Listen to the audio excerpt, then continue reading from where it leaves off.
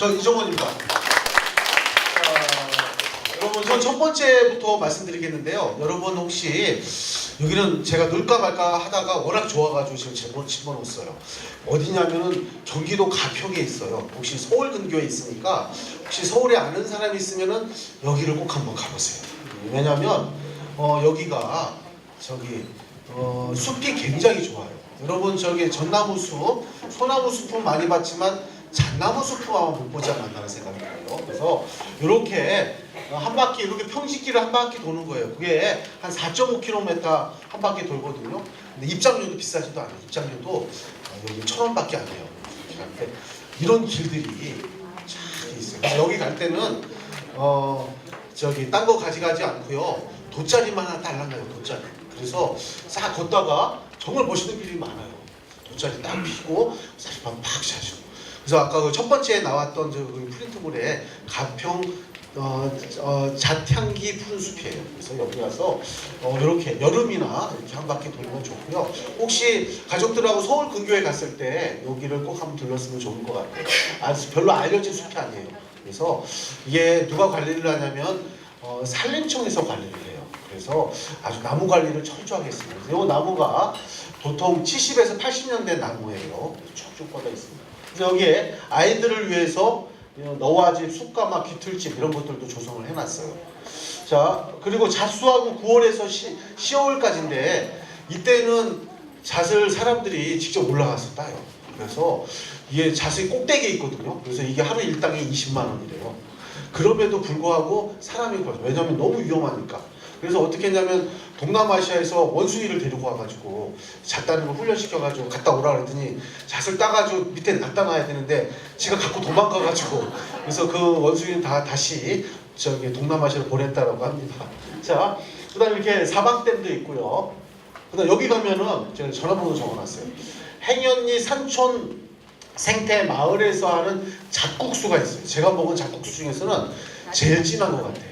그래서 아니요, 국수를 먹는데 목에 탁탁 걸려요. 그래서 아니 아줌마 왜 이렇게 마을에서 하는 식당이거든요. 아줌마 왜 이렇게 저기 잣국수가 진하냐 그랬더니 여기가 전국 잣 생산의 60%라고 해요. 그래서 잣을 팍팍 집어넣어가지고 여러분들이 생전 보지 못한 최고의 잣국수를 여기서 맛볼 수 있을 것 같습니다. 그래서 여기 꼭 한번 들으시고요.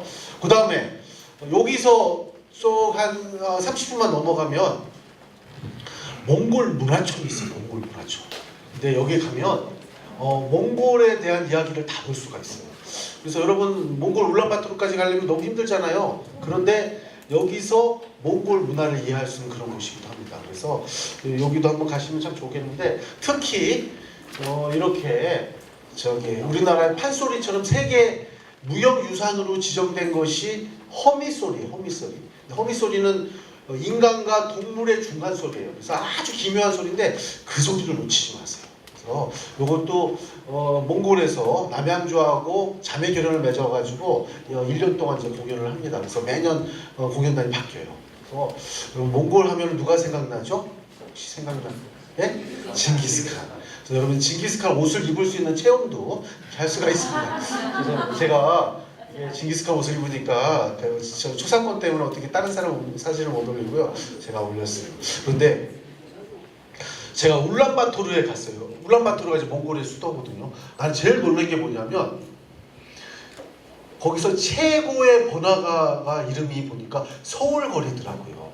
와, 그래서 몽골 사람들이 한국을 정말 사랑하는구나 그런 생각이 드는데 저기 우리나라에서 유행하는 옷이 바로 몽골에 가면은 젊은 사람들이 입고 다녀요. 그래서 그만큼 한국을 사랑하는 나라가 몽골이라는 나라인데요. 제가 지나가다 이렇게 싹 봤더니 한글 옷도 되게 많이 입어요. 한글. 그래서 이렇게 봤더니 뭐라고 썼는지 아세요? 내가 얼마나 웃었는지 몰라요.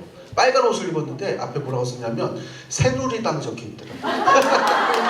여러분 이거 내일 모레 선거 끝나면 그 옷 다 몽골에 갈 거예요. 그래서 일반 사람들이 한글 입는 것을 다 좋아가지고 그렇게 해서 하여간 그런 옷도 볼 수 있습니다. 그리고 몽골 사람들은요 전 세계를 정복을 했었어요. 그렇죠? 유럽까지 다 정복을 하고 하면 몽골 사람 지나가면 아주 그냥 거의 풀 한 포기 남기지 않고 다 사륙을 다 해버려요. 그래서 몽골 사람이 온다 그러면 벌써 지레 겁먹고 항복을 해버려요.